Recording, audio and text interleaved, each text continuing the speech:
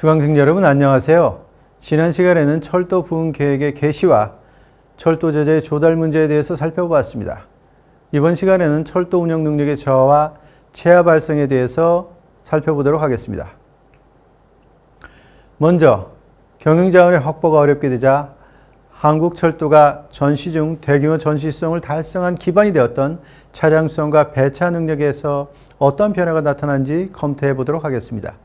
우선 공작창에 관해서 보면 전시 중 미군 부대의 기술 지도와 보급자재의 풍부한 공급으로 막대한 전쟁 피해를 입은 가운데서도 양적인 수송 능력을 높일 수 있었습니다.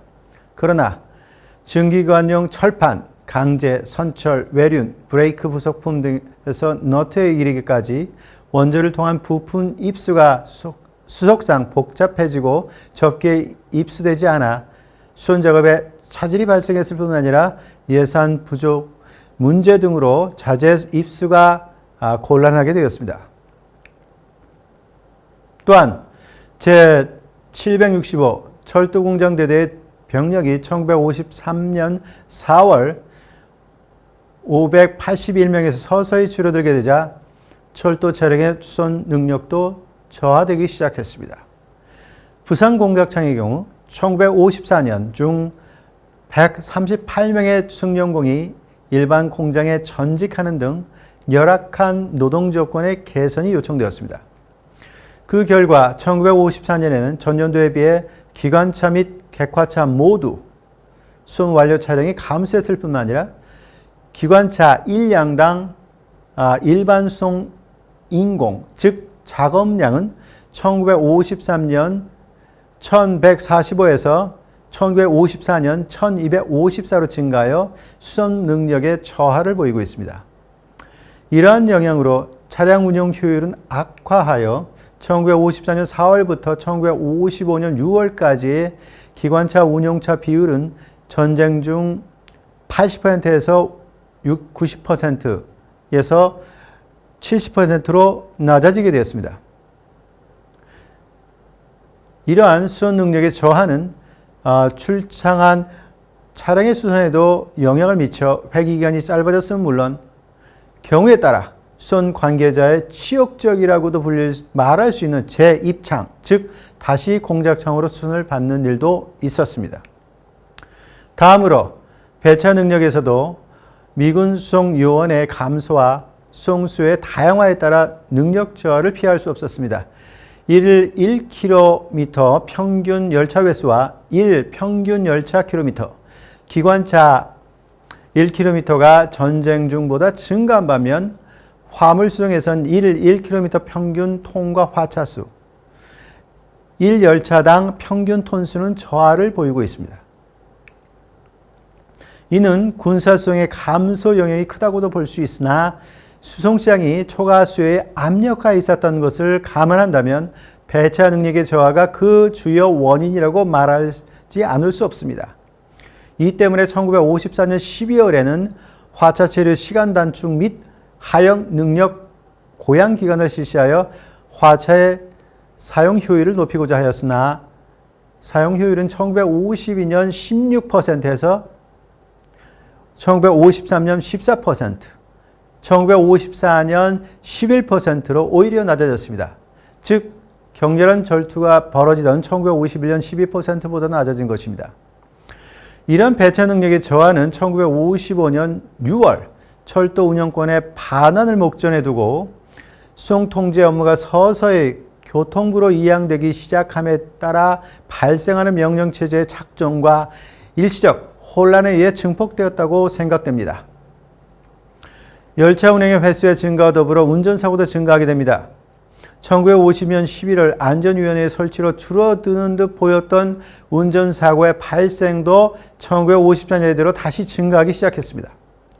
1954년 4월에서 1955년 3월까지 일어난 사고 위험별 사상자 수를 보면 선로 통행 침입 361명, 선로 내 잠자기 8명, 교량 통행 22명, 횡단로 장애 30명, 뛰어 올라가기, 뛰어내리기 83명, 열차 추락 49명, 투신 자살 24명, 마차 충돌 97명이었습니다.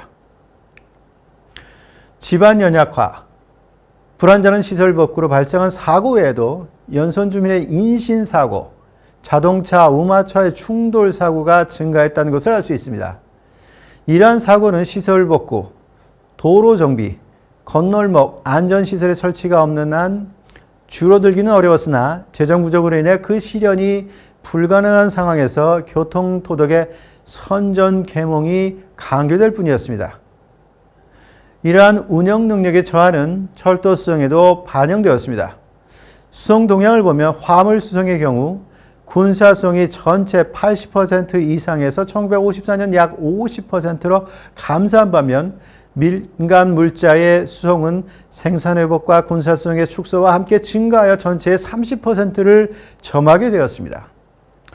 여객 수송에서는 일반 여행객을 위한 여객 열차의 운행이 늘어 1954년에는 호남 열차를 포함해 그 수가 220개 열차에 달하였습니다. 이와 같이 화물수송의 톤킬로미터는 전년도에 비해 30%나 감소했음에도 불구하고 운영 능력의 저하로 인해 1955년 3월 29일에는 약 42만 톤의 채화가 발생했습니다.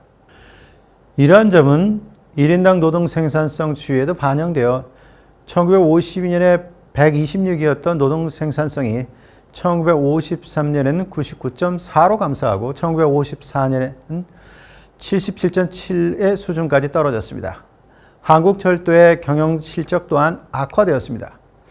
이 때문에 운임인상이 1953년 10월 화물 200%, 여객 300%, 1955년 1월에 여객 90%, 화물 90%로 단행되었으나 1953년에는 적자 규모가 총 예산의 28%에 달하여 1954년 회계년도, 즉 1954년 3월부터 1955년 6월까지 정부 예산과 한국은행으로부터 31억 1,589만 환에 달하는 자금을 차입하지 않을 수 없었습니다.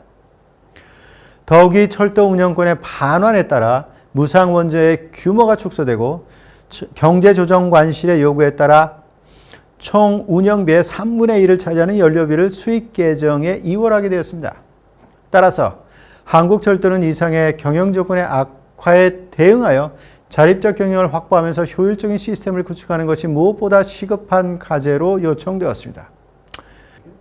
지금까지 철도 제재의 조달이 유상화되고 제3철도수송사령부의 개입 또한 저하됨에 따라 한국철도는 전시수송의 달성에 기반이 되었던 차량수송과 배차 양 부분에 있어 그 실행의 능력의 저하를 면할 수 없었다는 것을 살펴보았습니다. 이로 인해 운전사고 또한 증가 경향을 보여 수송 시스템의 저하가 명백해진 것입니다. 다음 시간에는 자주 운영의 재개와 예산 제약의 강화에 대해서 살펴보도록 하겠습니다.